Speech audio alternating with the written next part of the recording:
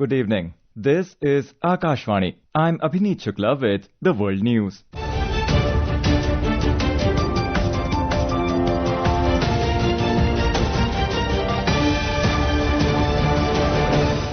The headlines. US President Donald Trump announces a new board of peace to lead the second phase of his 20-point peace plan to end Gaza conflict. A Ukrainian delegation reaches United States for talks on a US-led diplomatic effort to end the nearly 4-year war. Bangladesh witnesses surge in violence against women, girls and religious minorities ahead of February general elections, says Human Rights Watch group. And in men's cricket, hosts India to clash with New Zealand in decisive third and final ODI match of the series in Indore tomorrow. US President Donald Trump has announced members of a new board of peace to lead the second phase of his 20-point peace plan aimed at ending the Gaza conflict. The board aims to oversee efforts on governance, regional cooperation, reconstruction, investment, funding and long-term stability in Gaza. Key members include US Secretary of State Marco Rubio, former UK Prime Minister Tony Blair, Trump's Special Envoy Steve Witkoff, World Bank President Ajay Banga, Trump's son-in-law Jared Kushner, Apollo Global Management CEO Mark Rowan and US Deputy National Security Advisor Robert Gabriel. We have a report. Trump will serve as chairman of the Board of Peace, while senior advisors Ariel Lightston and Josh Grunbaum will manage daily strategy and operations. The Gaza Executive Board will include Blair, Kushner, Witkoff, Turkish Foreign Minister Hakan Fidan, Qatari diplomat Ali Al-Tawari and others. The announcement follows shortly after the launch of the second phase of the US brokered peace plan. Many human rights experts have said that Trump overseeing a board to supervise a foreign territory's governance resembled a colonial structure. Israel and Hamas have accused each other of ceasefire violations in Gaza, where more than 450 Palestinians and 3 Israeli soldiers have been reported killed during the truce. Israel's assault on Gaza since October 2023 has killed tens of thousands and displaced Gaza's entire population. Israel has said it took action in self-defense after Hamas-led militants killed 1,200 people and took over 250 hostage in a late 2023 attack. Naresh Margo for World News. A Ukrainian delegation arrived in the United States for talks on a US-led diplomatic effort to end the nearly 4-year war, even as Russian attacks again took aim at Ukraine's power grid, cutting electricity and heating in freezing temperatures. President Volodymyr Zelensky said yesterday the delegation would discuss peace proposals, including post-war security guarantees and economic recovery with US officials. If approved, the proposals could be signed next week at the World Economic Forum in Davos, though Russia must still be consulted. Meanwhile, Russia struck energy infrastructure in the Kyiv and Odessa regions, leaving over 20 settlements without power. Ukraine says Moscow has intensified winter attacks on energy targets, prompting emergency measures to protect heating and electricity supplies for critical infrastructure. Iran's supreme leader Ayatollah Ali Khamenei today blamed President Donald Trump for weeks of demonstrations that rights groups had said have led to more than 3,000 deaths. According to Iranian state media, Khamenei said they consider the US president criminal for the casualties and damages he inflicted on Iran. The protests erupted on December the 28th over economic hardship and swelled into widespread demonstrations calling for the end of clerical rule in the Islamic Republic. Trump has repeatedly threatened to intervene, including by threatening very strong action if Iran executed protesters. But in a social media post yesterday, he thanked Tehran's leaders, saying they had called off mass hangings. Khamenei said they will not drag the country into war, but they will not let domestic or international criminals go unpunished. He accused the US and Israel of organizing the violence.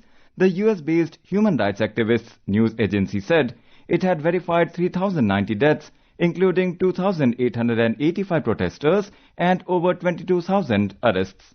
US President Donald Trump has threatened to impose trade tariffs on countries that oppose the United States' plan to acquire Greenland. Talking to reporters outside the White House, President Trump said Greenland is important to protect US from Russia and China's growing presence in the Arctic.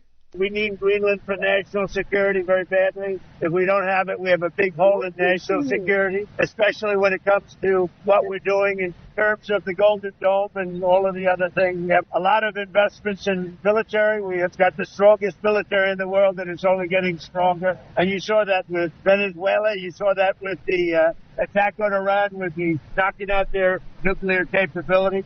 However, Denmark and Greenland have rejected the US president's demand to sell their semi-autonomous territory, and several NATO allies have supported Denmark by strengthening security in the region. Meanwhile, Russia has said that it has no intention of acquiring Greenland and criticized Western countries over the issue. This is Akashvani. You are listening to World News.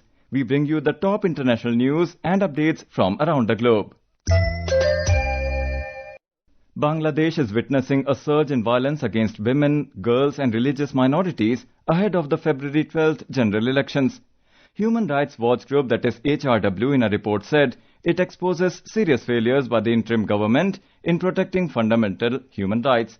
HRW has urged the government to implement long-standing recommendations, including increasing women's parliamentary representation, complying with international human rights treaties, and upholding constitutional protections for minorities.